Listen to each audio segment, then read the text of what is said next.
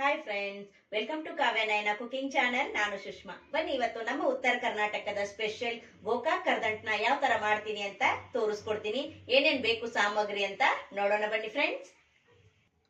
ಮುಕ್ಕಾಲ್ cup ಗೋಡಂಬಿ ತಗೊಂಡಿದ್ದೀನಿ, ಮುಕ್ಕಾಲ್ cup ಬಾದಾಮಿ ತಗೊಂಡಿದ್ದೀನಿ, ಮುಕ್ಕಾಲ್ ಕಪ್ ದ್ರಾಕ್ಷಿ ತಗೊಂಡಿದ್ದೀನಿ, ಅರ್ಧ ಕಪ್ ಪಿಸ್ತಾ ತಗೊಂಡಿದ್ದೀನಿ, ಮುಕ್ಕಾಲ್ ಕಪ್ ವಾಲ್ನಟ್ ತಗೊಂಡಿದ್ದೀನಿ, ಅರ್ಧ ಕಪ್ ಅಂಟು ತಗೊಂಡಿದ್ದೀನಿ, ಮುಕ್ಕಾಲ್ ಕಪ್ ಖರ್ಜೂರ ತಗೊಂಡಿದ್ದೀನಿ, ಅರ್ಧ ಕಪ್ ಅಂಜೂರದ ಹಣ್ಣು, ಬೆಲ್ಲ 1 ಕಪ್, ಒಂದು 5 ಏಲಕ್ಕಿನ ನಾನು ಕುಟ್ಟಿ ಪುಡಿ ಮಾಡಿ ಇಟ್ಕೊಂಡಿದ್ದೀನಿ, ಗಸಗಸೆ 2 ಟೇಬಲ್ ಸ್ಪೂನ್, ಅರ್ಧ ಕಪ್ ಒಣ ಕೊಬ್ಬರಿ ತುರಿ, 1 ಸ್ಪೂನ್ ಒಣ ಶುಂಠಿ ಪುಡಿ, ತುಪ್ಪ ಅರ್ಧ ಕಪ್, 2 ಸ್ಪೂನ್ ಕಲ್ಲಂಗಡಿ ಬೀಜ, 2 ಸ್ಪೂನ್ ಸೂರ್ಯಕಾಂತಿ ಬೀಜ, 2 ಸ್ಪೂನ್ ಕುಂಬಳಕಾಯಿ ಬೀಜ.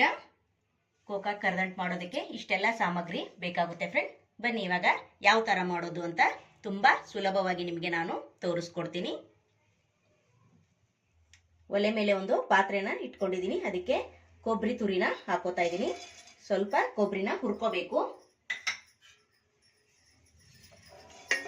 ನೋಡಿ, ಈ ತರ ಚೆನ್ನಾಗಿ ಡ್ರೈ ರೋಸ್ಟ್ ಮಾಡ್ಕೋಬೇಕು. ಒಂದು 2 ನಿಮಿಷಗಳ ಕಾಲ ಡ್ರೈ ರೋಸ್ಟ್ ಮಾಡ್ಕೊಂಡ್ರೆ ಸಾಕಾಗುತ್ತೆ.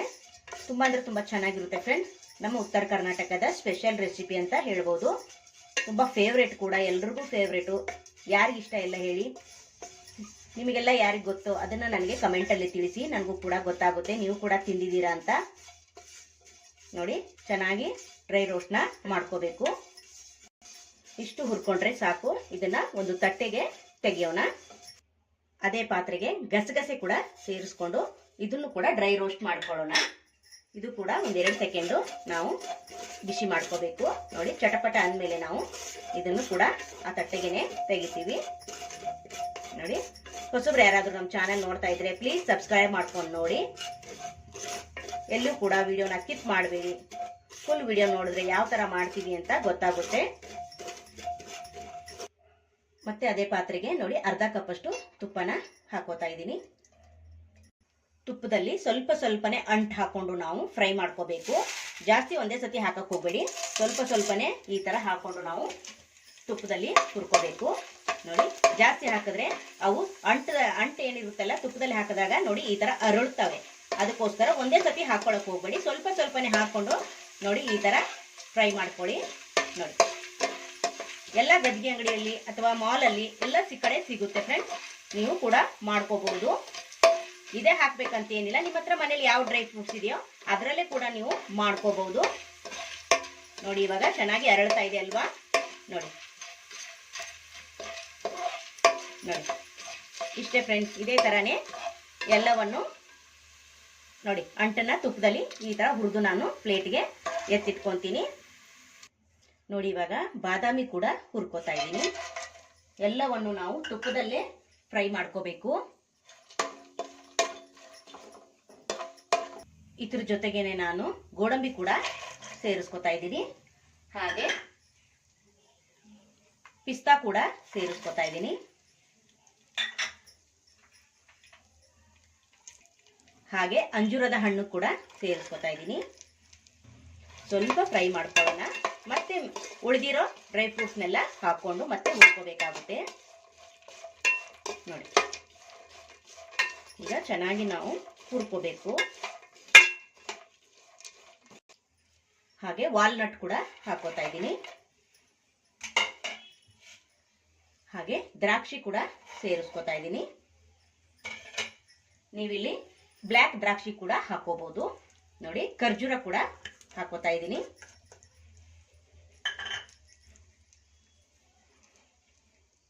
ಕುಂಬಳಕಾಯಿ ಬೀಜ ಕೂಡ ಹಾಕೋತಾ ಇದ್ದೀನಿ. ಕಲ್ಲಂಗಡಿ ಬೀಜ ಕೂಡ ಹಾಕೋತಾ ಇದ್ದೀನಿ. ಸೂರ್ಯಕಾಂತಿ ಬೀಜ ಕೂಡ ಹಾಕೋತಾ ಇದ್ದೀನಿ.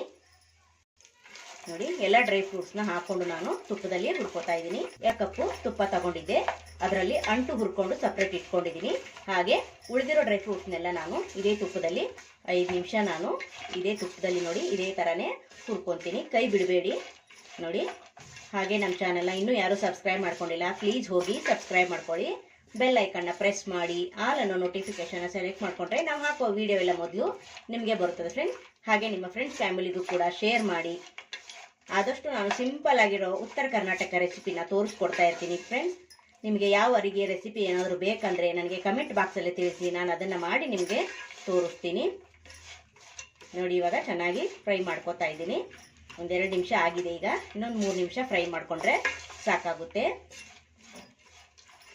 ನೋಡಿ ಫ್ರೆಂಡ್ಸ್, 5 ನಿಮಿಷ ನಾನು ಹುರ್ಕೊಂಡಿದ್ದೀನಿ. ಇಷ್ಟು ಹುರ್ಕೊಂಡ್ರೆ ಸಾಕು. ಇದನ್ನೆಲ್ಲವನ್ನು ನಾವು ಅದೇ ತಟ್ಟೆಗೆ ಎಲ್ಲವನ್ನು ತೆಗಿತೀನಿ.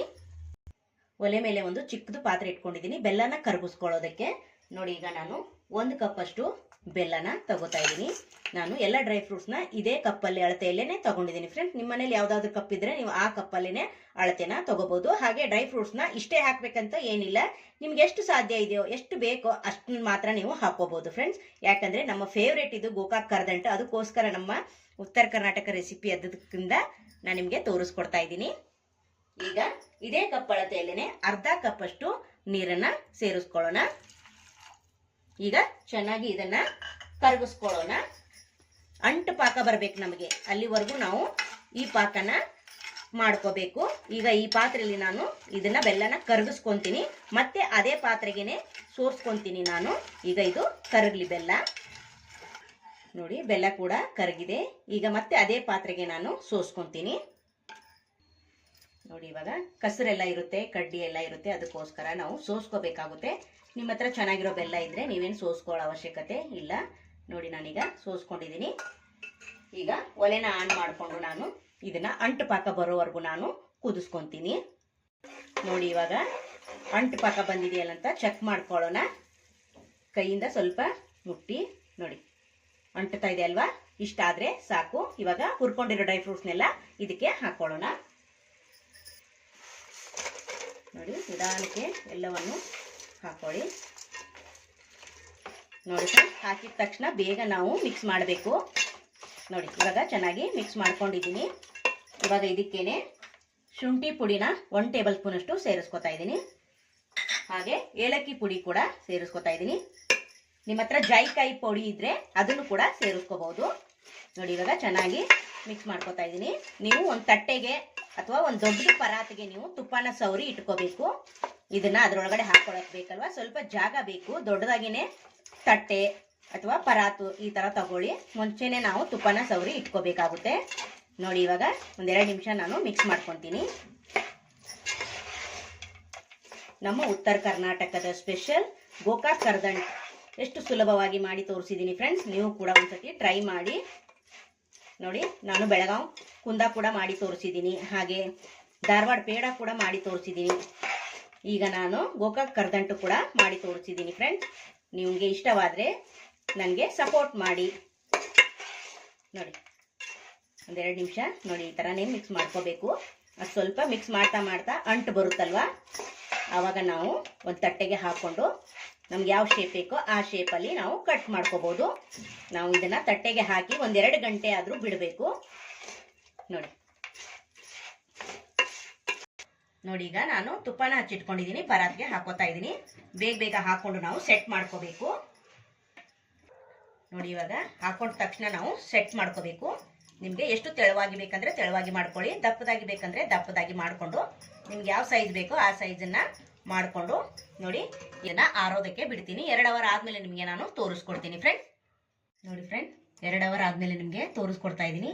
ಸ್ವಲ್ಪ ಕೂಡ ಕೈಗೆ ಅಂಟ್ತಾ ಇಲ್ಲ ನೋಡಿ, ಅಂದ್ರೆ ಸೆಟ್ ಆಗಿದೆ ಅಂತ ಅರ್ಥ. ಇವಾಗ ನಮಗೆ ಯಾವ ಸೈಜಲ್ಲಿ ಬೇಕೋ ನೋಡ್ಕೊಂಡು ಕಟ್ ಮಾಡ್ಕೊಳ್ಳೋಣ ಬನ್ನಿ ಫ್ರೆಂಡ್ಸ್.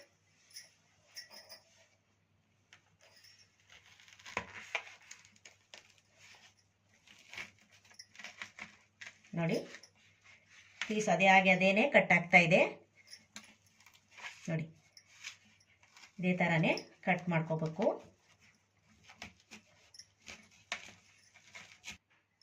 ನೋಡಿ ಇವಾಗ ಒಂದು ಸೈಡ್ ಕಟ್ ಮಾಡ್ಕೊಂಡಿದ್ದೀನಿ. ನೋಡಿ ಎಷ್ಟು ಚೆನ್ನಾಗಿ ಕಟ್ ಆಗಿದೆ ಅಂತ ನೋಡಿ, ಅದಾಗದೇ ಪೀಸ್ ಆಗ್ತಾ ಇದೆ. ನೋಡಿ ಸೂಪರ್ ಅಲ್ವಾ? ಇದೇ ಥರ ನೀವು ಕೂಡ ಪೀಸ್ಗಳನ್ನ ಮಾಡ್ಕೋಬೋದು. ನೋಡಿ ಇದಕ್ಕೇನು ಆಕಾರ ಇಲ್ಲ, ಡ್ರೈ ಫ್ರೂಟ್ಸು ಹಾಕಿರೋದ್ರಿಂದ ನಾವು ಯಾವ ಆಕಾರ ಕೊಡ್ತೀವೋ ಅದೇ ಆಕಾರ ನಮಗೆ ಇಲ್ಲಿ ಕರದಂಟು ರೆಡಿ ಆಗುತ್ತೆ. ಬನ್ನಿ ಫ್ರೆಂಡ್ಸ್, ಇವಾಗ ಕಟ್ ಮಾಡಿ ಪ್ಲೇಟ್ಗೆ ನಾನು ಸರ್ವ್ ಮಾಡ್ಕೊಂಡು ತೋರಿಸ್ಕೊಡ್ತೀನಿ. ನೋಡಿದ್ರ ಫ್ರೆಂಡ್ಸ್ ಎಷ್ಟು ಸಖತ್ತಾಗಿ ಬಂದಿದೆ.